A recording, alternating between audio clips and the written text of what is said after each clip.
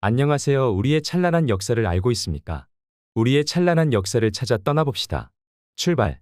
삼국사기의 기록들을 보시면서 억지로 끼워 맞춘 역사를 보시겠습니다. 두 번째 편으로 고구려의 태조대왕, 차대왕, 신대왕, 고국천대왕, 신상대왕, 동천대왕, 중천대왕, 서천대왕, 봉상대왕, 미천대왕까지의 전쟁사를 기록한 삼국사기를 보시면서 한반도 지도에 쑤셔넣은 이야기를 시작하겠습니다. 서기 55년 봄에 요서의 10개 성을 쌓다. 이 편 처음부터 난해한 기사가 나오네요. 요서는 요의 기준으로 서쪽입니다. 10개 성을 쌓았다고 하면 요서까지 진출해서 고구려 땅이 되었다고 봐야 합니다. 서쪽으로 진출하겠습니다. 한나라의 요동군과 낙난군 밑에 있는 대방군이 고구려에 고립되었습니다. 참 재미있는 이야기입니다. 고구려보다 훨씬 큰 한나라가 저리 쩔쩔매다니 고구려의 산악지역의 사람들이 많이 살았나 봅니다. 서기 56년 가을에 동옥절을 정벌하여 영토를 넓히다. 동쪽으로 창해 남쪽으로 살수에 이른다 라고 합니다. 이제는 동쪽으로는 바다뿐입니다. 동쪽 끝 창해입니다. 서기 68년 가을에 갈사왕의 손자 도두가 항복하다. 갈사국은 부여국에서 나와 세운 나라입니다. 압록국에서 나라를 세웠다고 하니 압록강 근처라고 했습니다. 지금 남아있는 곳은 압록강 중류입니다. 서기 72년 봄에 관나부의 패자 달가를 보내 조나를 정벌하다. 조나의 왕을 사로잡았다고 합니다.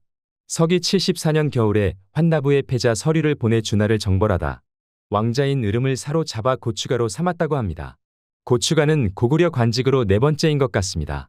조나는 나라는 아닌 듯 하지만 국내성 동북쪽 압록강 중상류에 있다는 소수부족 집단 정도로 보는 것 같습니다. 고구려 안에 다른 부족 집단이 있었다는 말이 되는데 이상하지 않나요? 그것도 국내성에서 200리 정도 뿐이 안 떨어진 곳에 있었다는 게 말이 안 되죠. 이상합니다. 서기 105년 봄에 후한의 요동을 공략하였으나 요동태수 경기에게 패하다. 고립되어 있는 요동을 공격했는데 패하였다는 기사입니다. 요동태수가 좀 잘나가나 봅니다. 서기 105년 가을에 요동태수 경기가 매긴을 격파하다. 고구려 사람을 공격한 것 같습니다. 서기 111년에 후한의 사신을 보내 현도군에 속하기를 요청하다. 현도군은 이미 고구려 땅인데 현도군에 속한다고 하네요. 김부식 할아버지의 주석을 보시면 통감에는 고구려 왕이 예맥과 함께 현도를 침입하였다 라고 합니다. 현도군에 속하던 현도군을 공격하던 둘 다 이상합니다. 그래서 나온 것이 제3의 현도군이라는 말이 나옵니다. 그곳은 훈어강이라는 곳으로 양맥이 있던 곳 하고 가깝습니다. 지도를 보시면 이곳입니다.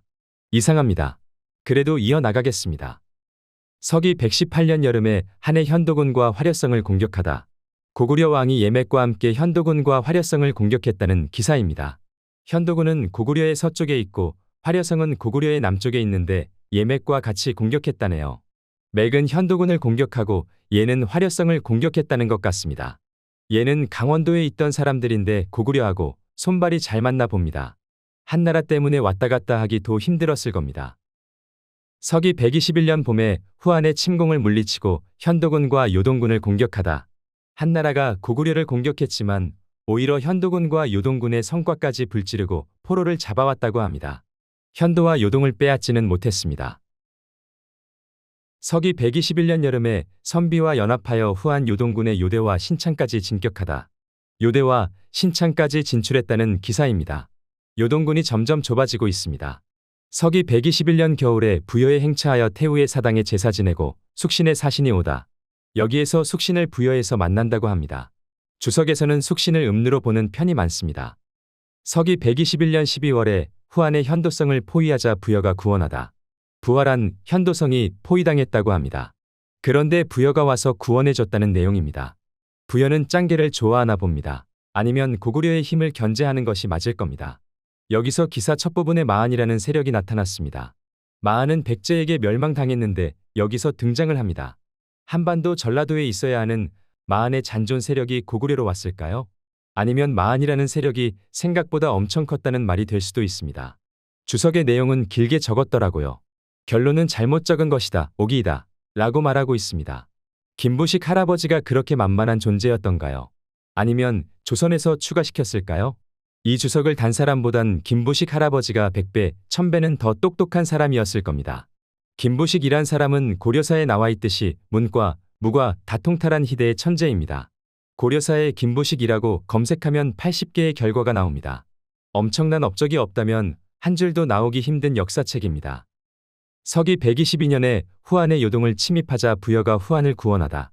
여기에서도 고구려와 마한이 요동을 공격했다고 나옵니다. 한 번도 아니고 두 번이 나오는데 이게 오기로 적은 걸까요? 여기서 김부식 주석을 보시면 마한은 백제에게 멸망당했지만 지금의 마한은 다시 부흥한 자일 것이다 라고 말하고 있습니다. 김부식 할아버지도 마한을 인식하고 있었던 것입니다. 신라시대 최치원은 마한은 고구려라고 말했습니다. 최치원 열전은 성한본이 남아있는 유일한 삼국사기 책입니다. 조선에서 재편집 안 한 책입니다.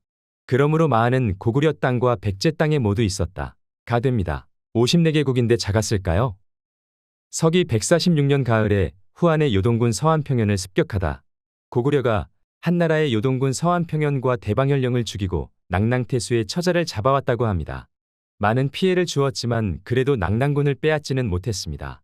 한나라의 동쪽 끝에 있고 고구려에 막혀있는 낙랑군, 요동군인데 잘 버티고 있습니다. 서기 172년 겨울에 명림답부가 청야수성 전략으로 한나라 군대를 물리치다.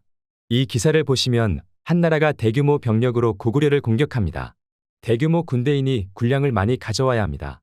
한나라 군대가 군량을 옮기는데 천리를 가져왔기 때문에 오래 버티기 힘들 것 같다고 하여 성에 짱 박혔다가 퇴각하는 적을 추격하여 좌원에서 크게 이겼다고 합니다. 천리나 떨어진 곳에서 식량을 가져왔다는 것을 보겠습니다. 멀진 않습니다. 바로 현도군입니다. 대규모 병력으로 공격했다고 하면 한나라 본국에서 왔을 거고 군량 또한 가져왔을 겁니다. 고구려와 한나라의 수도와는 5,000리 떨어져 있습니다. 너무 말이 안 된다고 보여집니다. 서기 184년에 좌원에서 후한 요통태수의 침공군을 격퇴하다. 동탁의 시대가 왔습니다. 한나라의 분열이 시작되었습니다. 서기 238년에 위나라를 도와 공손년을 토벌하다. 공손년은 요동군에 있는 정권입니다. 제3의 현도군은 소식이 없습니다. 계속 진행하겠습니다. 서기 242년에 서한평을 공격하다. 고구려가 요동군 서한평을 공격하여 격파했다고 합니다. 서기 245년 가을에 신라의 북쪽 변경을 공격하다. 고구려가 신라를 공격하는 첫 번째입니다. 고구려와 신라의 땅이 접해 있다는 말이 됩니다. 서기 246년 가을에 위나라 관구검이 쳐들어오다. 여기서 고구려가 패하여 공경이 처하게 됩니다. 위나라에 속한 서한평을 공격해서 위나라가 복수하러 왔나 봅니다. 서기 246년 가을에 미루와 유유가 동천왕을 지키다. 미루와 유유의 책략과 희생으로 동천왕을 지켰습니다. 서기 259년 겨울에 둔을 골짜기에서 사냥을 하고 위나라의 침공을 양맥 골짜기에서 물리치다. 위나라가 침공했는데 고구려 왕이 위나라를 크게 물리쳤다고 합니다. 서기 302년 가을에 현도군을 침략하고 잡아온 포로를 평양에 두다. 현도군에서 잡아온 포로를 평양에 두었다고 합니다. 낙랑군이 아직 있는데 어떻게 평양에 보냈을까 합니다. 평양은 낙랑군 지역 가운데 있는 것이 아니라 낙랑군 위쪽의 가상자리에 있습니다. 한국사에서 가르치는 평양은 잘못된 위치를 비정하고 있습니다. 서기 311년 가을에 서한평을 점령하다. 요동군에 속한 서한평현을 습격해서 빼앗았다고 합니다. 서기 313년 겨울에 낙랑군을 침략하다. 낙랑군은 이제부터 고구려에 속하게 됩니다. 고구려 안쪽에서 오래도록 살아남아 있던 낙랑이었습니다. 서기 314년 가을에 대방군을 침략하다. 낙랑군 밑에 있는 대방군도 이제부터 고구려에 속하게 됩니다. 이제부터 남쪽으로 백제와 접하게 됩니다. 이 편을 마치겠습니다. 오늘도 시청해 주셔서 감사합니다. 찬란한 역사를 찾아서 달려봅시다. 감사합니다.